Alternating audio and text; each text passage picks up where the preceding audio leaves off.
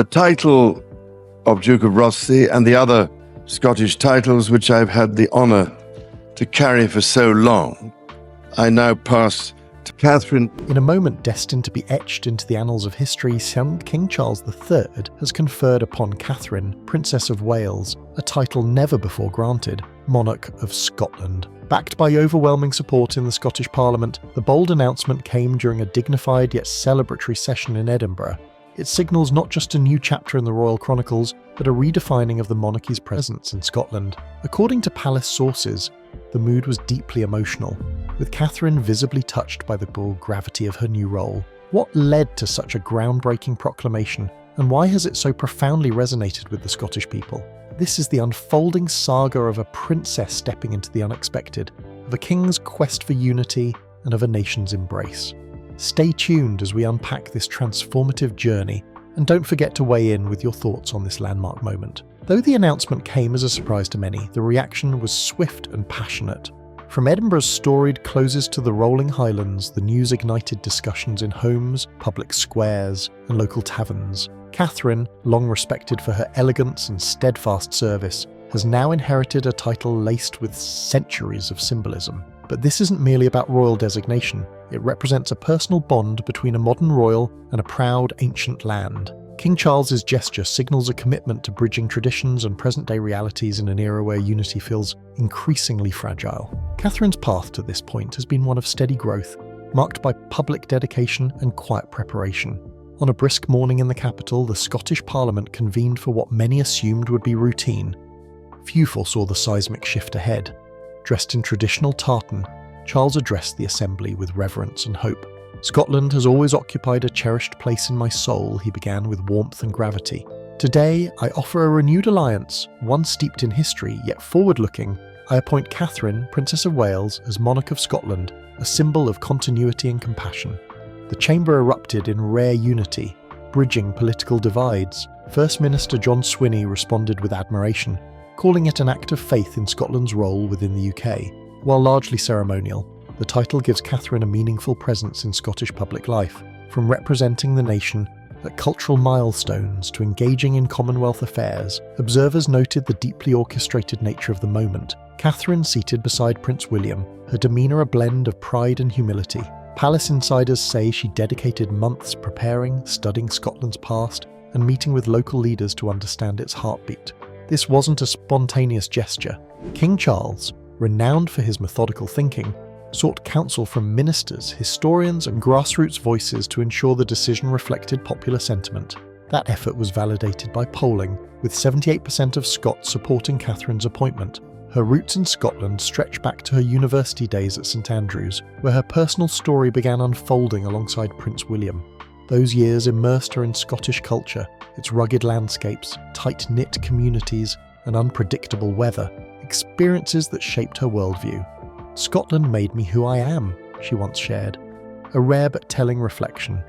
Over the years, she's returned time and again, participating in local traditions, supporting rural causes, and forming a bond with Scots across regions. Notably, her work in mental health, particularly in underserved areas, has struck a chord with citizens who often feel sidelined by the London-centric policy. One memorable instance occurred during a 2021 trip to Orkney, where she comforted a young mother facing isolation, a moment that quickly went viral for its authenticity. These aren't rehearsed appearances, they exemplify Catherine's rare ability to connect personally, a trait the Scots admire deeply.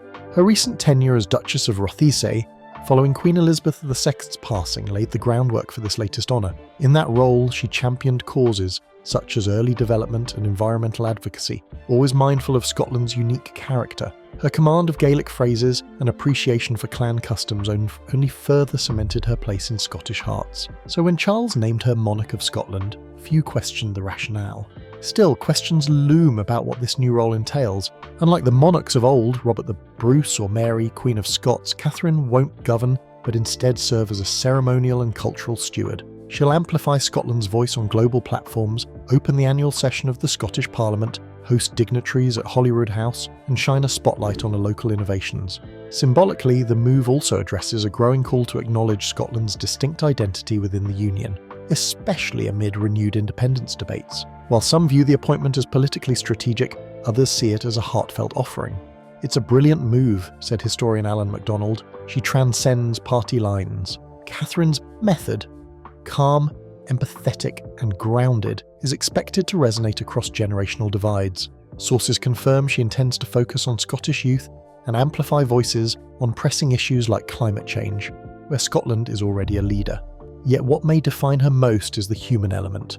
Her knack for remembering names, sharing quiet moments, and building trust has already made her a beloved figure.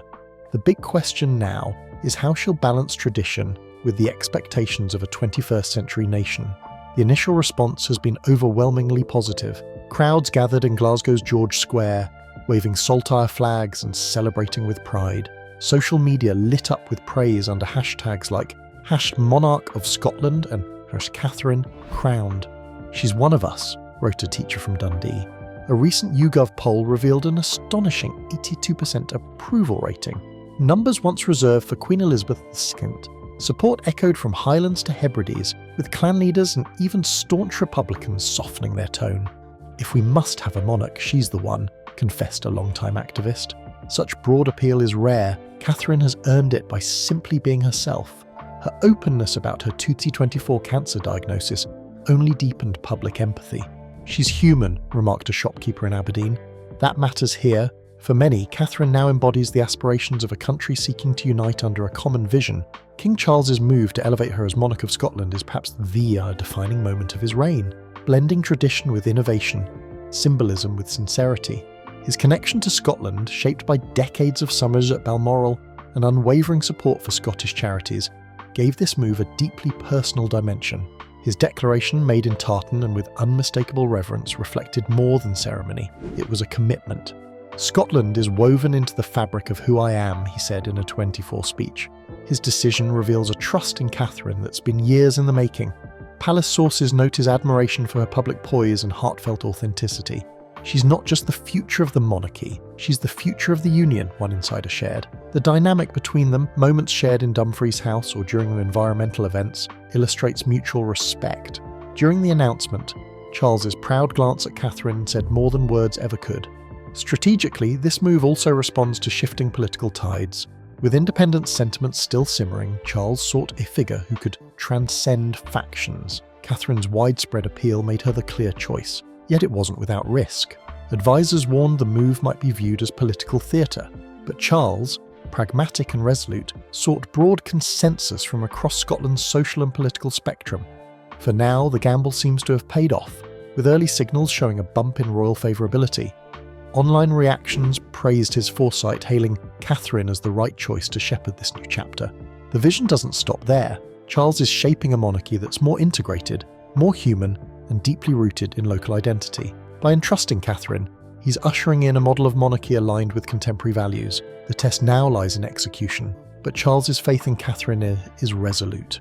His reign, once underestimated, is quietly becoming one of transformation, and this could well be his defining act.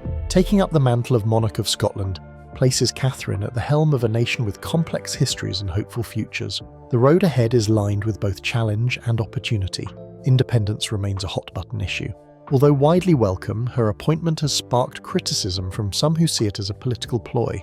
"It's a charming gesture," one Herald columnist wrote, "but it won't quell the sovereignty debate." With nearly half the country voting for independence in 2010s, Catherine must walk a fine line, offering unity without overstepping. Historical context deepens the stakes. The title evokes memories of Mary, Queen of Scots, monarch whose reign was filled with drama and tragedy. Though Catherine's role is symbolic, every gesture, from her tartan choice to her Gaelic phrasing, will carry weight. A single misstep could feed media frenzy or stir nationalist critiques, especially in a digital age where perception is everything. Still, the role brings tremendous potential. At 43, Catherine represents a modern monarch for a new generation. Her relatable demeanour and genuine outreach efforts could reshape public perceptions of the crown. Mental health, a pressing issue in Scotland, particularly post-pandemic, is a cornerstone of her advocacy.